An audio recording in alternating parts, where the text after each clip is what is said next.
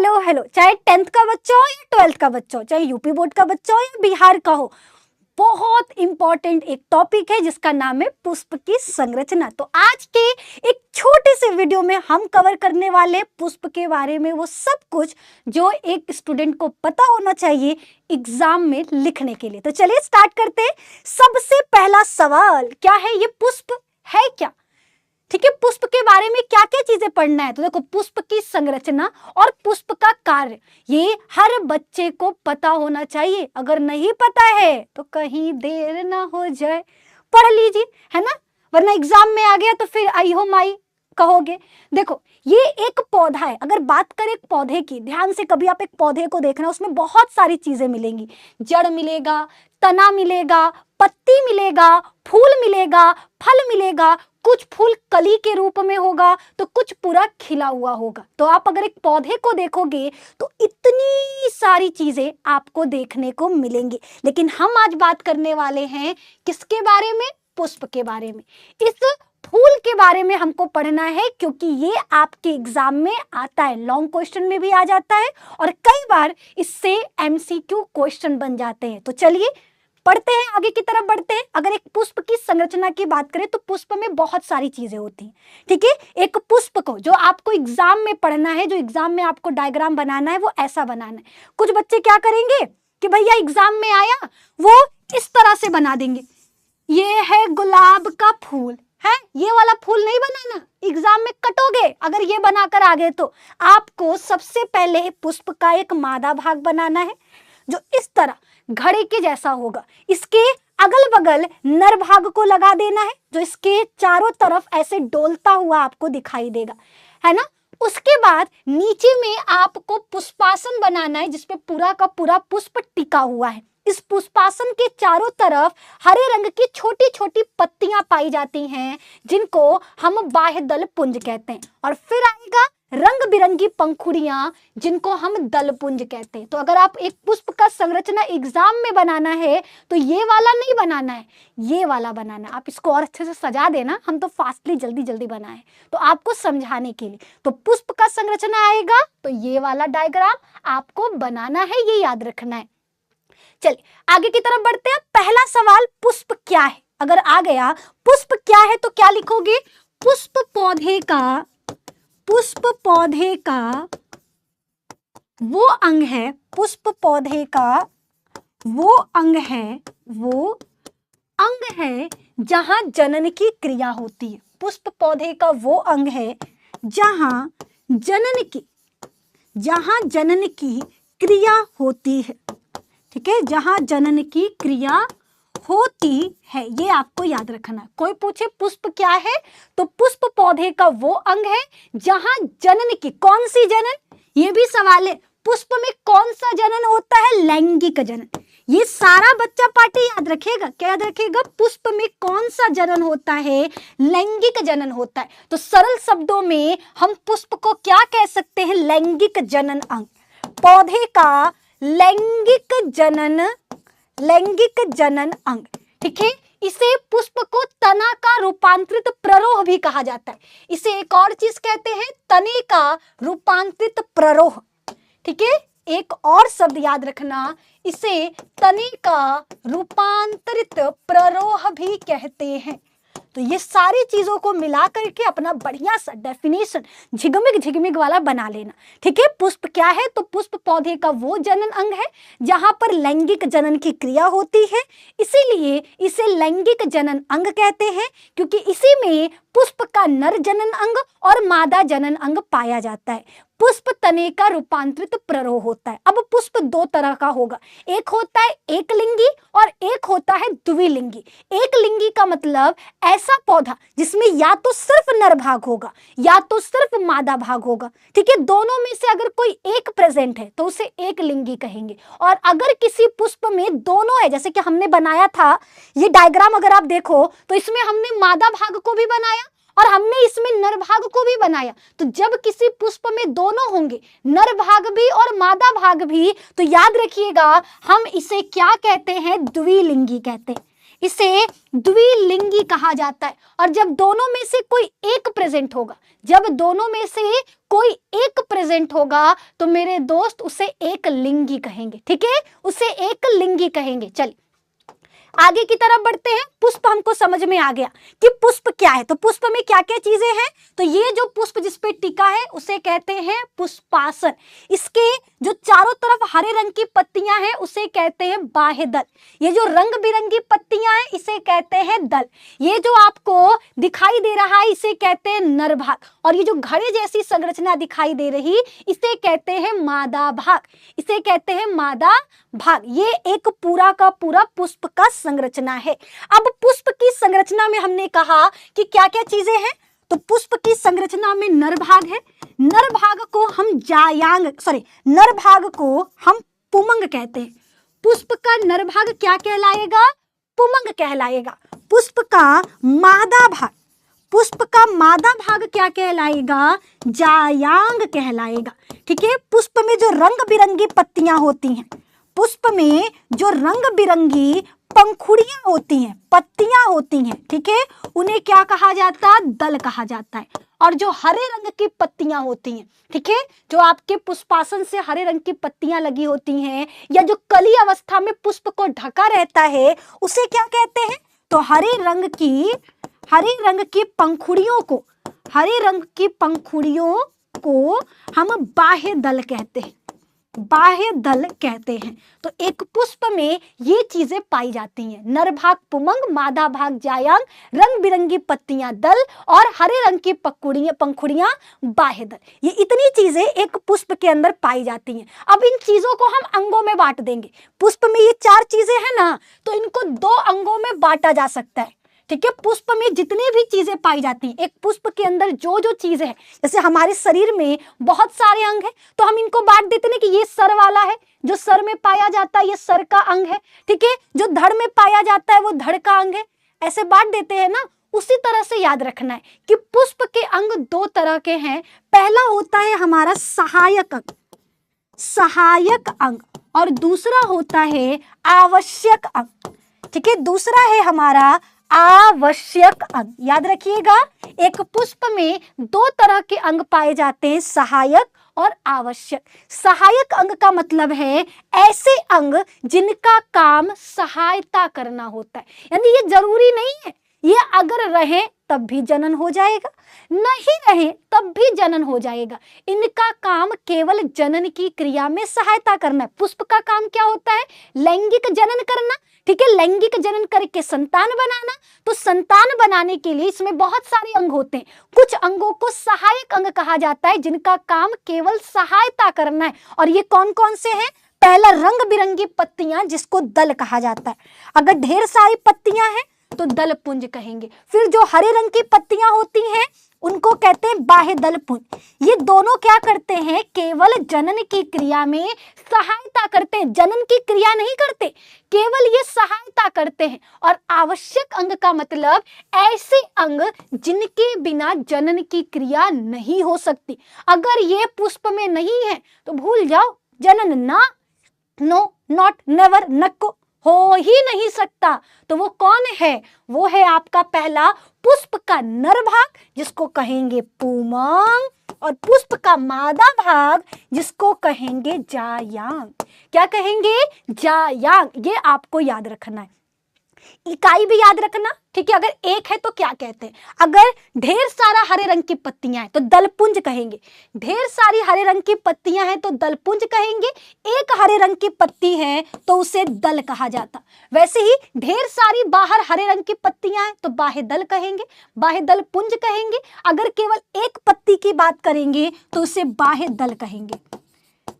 ठीक है, जैसे क्लास में बहुत सारे बच्चे होते तो उनको स्टूडेंट्स कहते हैं। और अगर एक बच्चे को बुलाना है तो उसका नाम लेकर, अरे कलुआ इधर आओ, अरे ढकनुआ इधर आओ, ऐसे बोलते हैं ना। वही तरह याद रखना है कि पुष्प में अगर रंग बिरंगी पत्तियां ढेर सारी तो दल पुंज, एगो तो दल। अगर ढेर सारा हरे रंग की पत्तियां तो बाह्य दल पुंज, एगो पत्ती तो बाह्य दल। वैसे ही ढेर सारा नर भाग तो पुमंग, एगो तो उसको कहते हैं पुंकेसर। पुंकेसर। ढेर सारा मादा भाग तो जायांग, एगो तो स्त्री के इकाई है। आपके परीक्षा में एमसीक्यू में आ सकता है जायांग की इकाई क्या होती है, आपके परीक्षा में आ सकता है पुमंग की इकाई क्या होती है, आपके परीक्षा में आ सकता है बाह्य दल पुंज की इकाई क्या है। तो तैयार रहना है, इकाई से सवाल ऐसे आता है। आगे बढ़ते हैं, अब पुष्प के चक्र की बात करते हैं। पहले तो अंगों से सवाल आएगा कि पुष्प के आवश्यक अंगों का नाम बताइए, पुष्प के सहायक अंगों का नाम बताइए। अब दे देगा पुष्प के चक्र। पुष्प के चक्र का मतलब वो शायरी याद है, बचपन में तुम चिपकाते थे ग्रीटिंग कार्ड पे लिखकर, डब्बा में डब्बा, डब्बा में केक, हमारी निधि मैम लाखों में एक। ठीक है, अच्छा ये नहीं लिखते थे, कुछ भी लिखते थे ना। वैसे ही पुष्प के अंदर, पुष्प भी एक डब्बा है, डब्बा के अंदर डब्बा, कुछ ना कुछ मिलता रहेगा।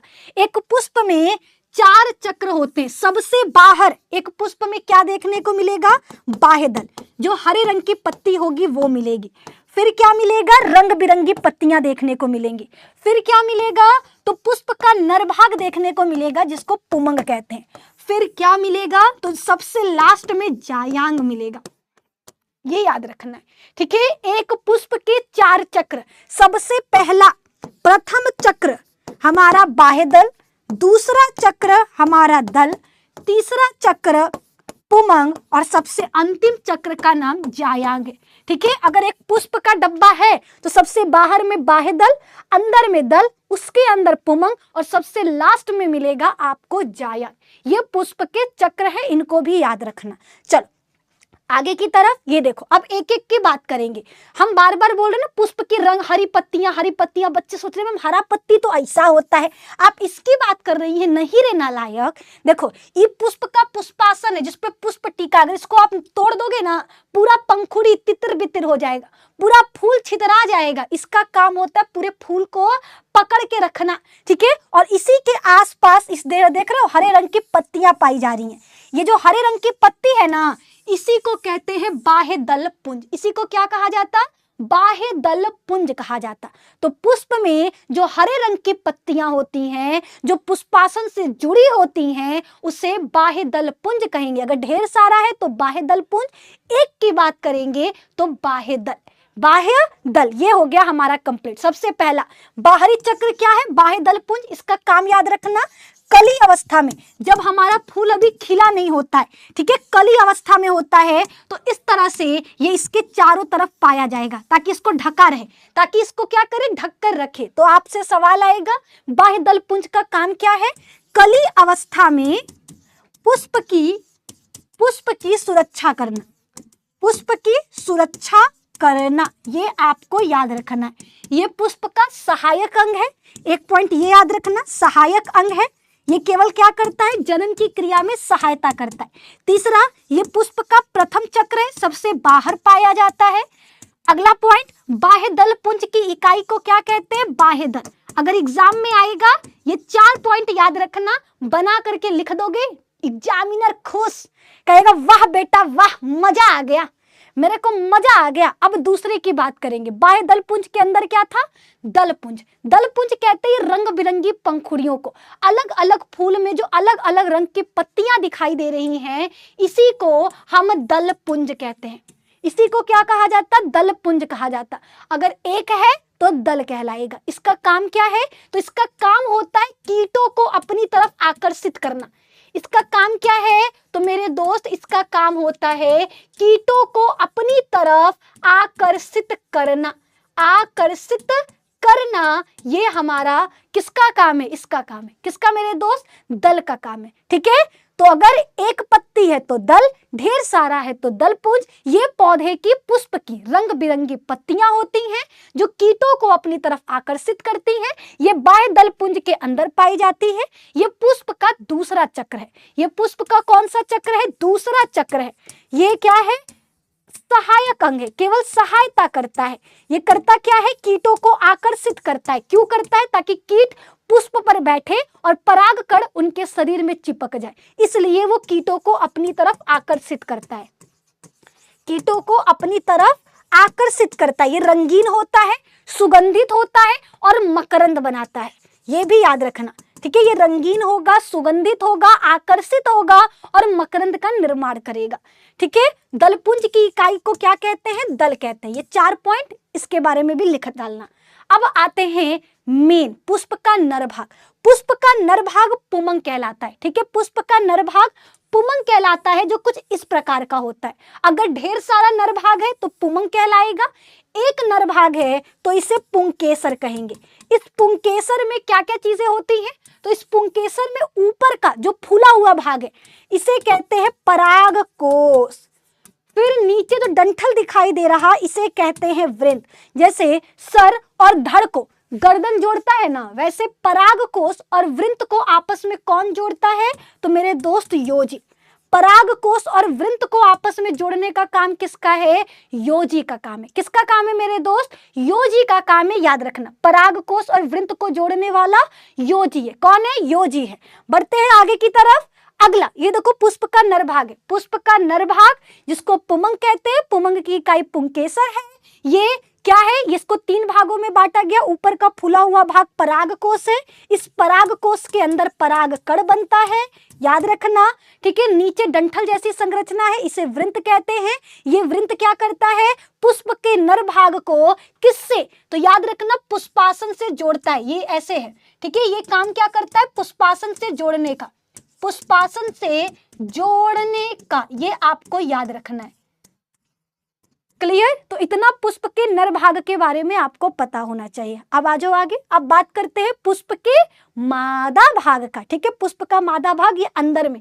ठीक है, द्विलिंगी पुष्प देखोगे जिसमें नर और मादा दोनों है, तो सबसे अंदर में आपको मादा भाग मिलेगा।